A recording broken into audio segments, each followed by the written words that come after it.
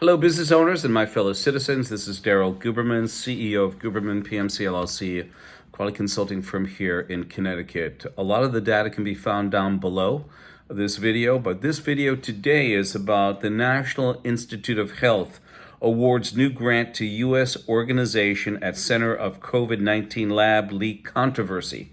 QA expert explains. Yes, business owners, absolutely. They wanted to stop it. And then within weeks of terminating the Wuhan lab funding, the NIH awarded the new grant. I'm going to show you how these alliances and interlocking directorates affect you and me. Let's continue. ANSI, the American National Standards Institute, has both federal agencies and corporations on board. I always thought that there was supposed to be a separation between federal agencies and corporations, corporate America. I guess that's really changed, huh? In 2015, Randy Doherty, then the vice president of ANAB, the chairman of the IAF, handed over leadership of the IAF, which is incorporated in Delaware, the international accreditation firm, to this Chinese national, Zhao Jinwu, who is also the chief executive of the China National Accreditation Services. Randy, at the time, was also not only the vice president of ANAB and the chairman, that he was handing over chairmanship of the IAF to this Chinese national who's been involved with our quality since 1994. He was also the principal on the IAF tax report, while this guy was the leader of the IAF. The Chinese national, Communist Chinese national, has China National Intelligence Law, Article number 7, which mandates espionage. ANSI took over complete control over ANAB in 2018. You have both federal agencies and corporations. But let me do a highlighted point, since cybersecurity is the big deal. All the agencies that sit on ANSI have had their data taken. Could it be because at the time and before, since 1994, when Zhao Jinwu was on board, that it's mandated that the China National Intelligence Law, Article number 7, started? Who knows? But I will say this. In 2017, Randy Doherty sat being advertised in the Department of Homeland Security. We have all that data. If you need it, please give me a call, 203-556-1493. And he was sitting there until we exposed it. A private enterprise sitting on the Department of Homeland Security. Mind you, too, that the Department of Homeland Security also sits on ANSI, and they have a gentleman at the time who was being compensated very royally as a royalty payment, which is a non-taxable payment. We can send you all this data. We just don't make it up. It is factual. We do have it. We have a picture of the guy, as a matter of fact. I think his last name was Matheson. So anyway, let's continue. So Randy sat there while his buddy was sitting on the IAF. Could it be a cybersecurity issue? I would say so. On top of that, as a private enterprise being advertised on the Department of Homeland Security, I thought that was a little bit strange, and we did a video on it. Within a week's, the video, actually, he was taken off the DHS site because they went, oops, that's a mistake. It certainly is a mistake. That's like having Guberman PMC sitting on the DHS being advertised. Here is Randy complimenting Zhao Jinwu about being taking the chairmanship, who's been involved with our quality since 1994. Again, he is also the chief executive of the Wuhan laboratory, actually chief executive of the China National Accreditation Services that certified the laboratory. And once again, remember this.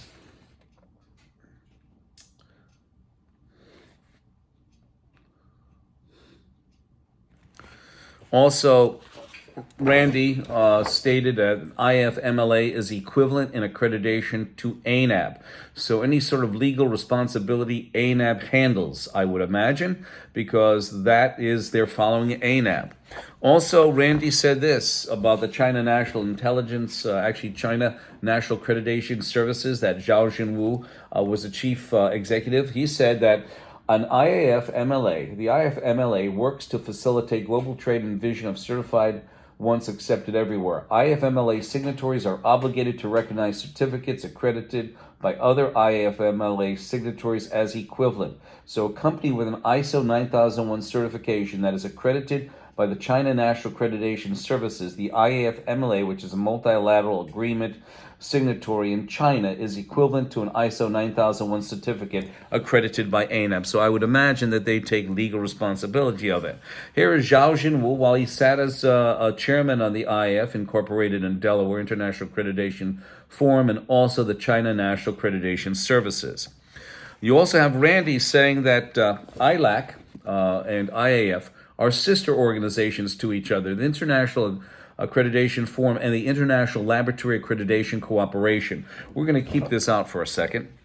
You have also Pfizer sitting on ANSI's board right over by the FDA. That's coming up pretty soon. And you have Johnson & Johnson also sitting there. The most disgusting thing is we look at this, and this is from 2017. You have Senator Rand Paul under deposition to Fauci, to Anthony Fauci from the NIH.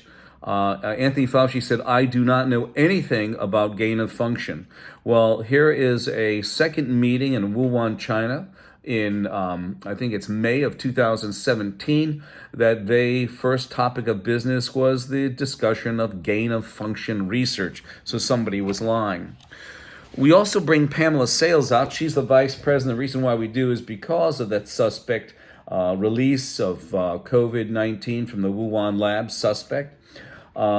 She is the laboratory vice president of ANAB, ANSI ANAB, and she stated that one of the issues is that there is no commonly agreed upon set of standards that forensic labs around the country have to follow. Instead, there are informal guidelines that labs can choose to follow or not. So that means for a forensic lab and or biolab level 4 or phlebotomy lab or any lab that tests, fluids and all that, there are no protocols basically. So how are they issuing a laboratory accredited certification? I don't know. Do you know? And here's a couple of the laboratory failures. We will gladly send them to you if you'd like. This is the most amazing thing, is that a majority of scandals are taking place in accredited labs. Marvin Schechter in 2011 wrote this into a document that was presented to the New York State. And it said that a laboratory accreditation is no more than a seal of approval. And we've seen that time and time again with those laboratory failures here. ANSI ANAB has over 10 different registrars in China that can issue an ANAB accredited certificate. Cybersecurity, once again, comes into play since ANAB is based in the United States. And as I showed you with Randy being on the DHS at the same time, Zhao Jinwu was on the IAF, you have to think about that. And also with the DHS being involved and all our federal agencies, they all have gotten their data taken. And this came off a website that we exposed, and I guess somebody muscled in and told the company to take it down. But this explicitly states that ANSI ANAB are underwriters for IAF. Remember what Randy said. Here it is. It's highlighted. IAF, along with its sister organization, ILAC, the International Laboratory Accreditation Cooperation, operate mutual recognition arrangement on IAF, MLA, and ILAC, MRA. It's the same thing, business owners. So do you see that?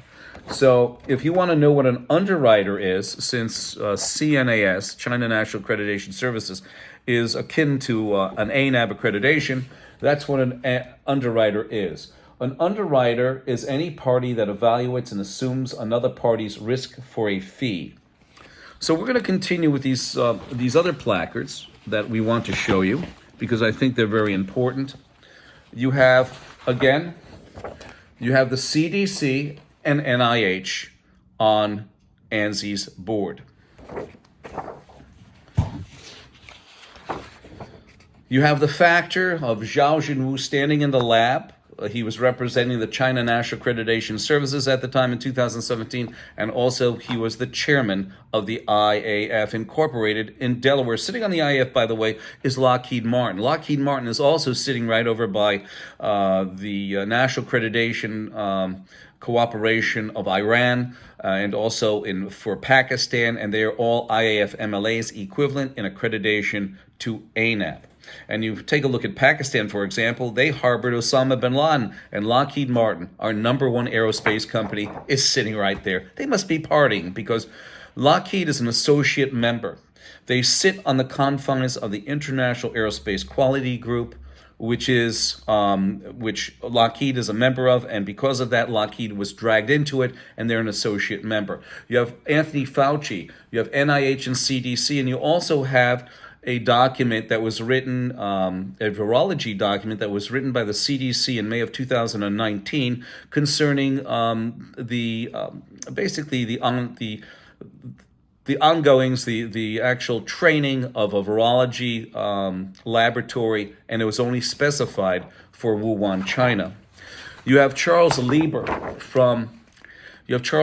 from Harvard University. Harvard was asked in 2017 by NIH about his goings-on in China. They already knew. Let's face facts. The NIH sits on ANSI. ANSI and ANAP also sit on the IAF, controlled by that time by China, so they knew. All of them knew. Here is his Chinese talent plan contract, and here are the different awards he got from the IEEE and NIH, and they too sit on ANSI and ANAP, the IEEE, and you have NIH.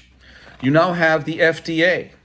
The FDA sits on ANSI. In fact, they approved ANAP because ANAP and the FDA sit together on ANSI. They approved ANAP for third-party certifications. Isn't that a tender moment? And also, the FDA at one time sat on ANAP's board.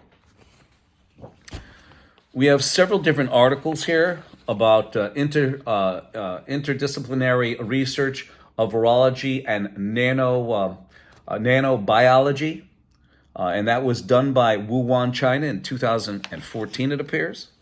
And then you have nano manipulation of a single influenza virus using optical tweezers and dielectrophobic force on a microfluidic chip. That's a nice one, huh? The thing about it is that Mr. Lieber is a specialist in nanotechnology, and if you read down here, I'll hold it here a second. If you want to stop the video, you can. I'm sorry about the length of it. And then you have this. This is another good one. It's the role of nanotechnology in the treatment of viral infections. And here, if anybody wants a copy of this, we have a PDF. This is the actual document coming from the CDC. And by the way, the CDC and NIH both have organizations over in China as well. Maybe it's because in China, using a human body for experimentation, there's really no federal regulation. These are dirty things that we will probably never hear about. But business owners and my fellow citizens, I apologize for the length of this video. I just wanted to show you that the NIH awards a new grant to U.S. organization at the Center of COVID-19, a lab controversy, QA expert explains, and that article will be down in the body of this, in the description box, so you can read it in its entirety. My telephone number is 203-556-1493. Or Daryl, DARYL, TQRS @yahoo.com. I look forward to hearing from you. Thank you.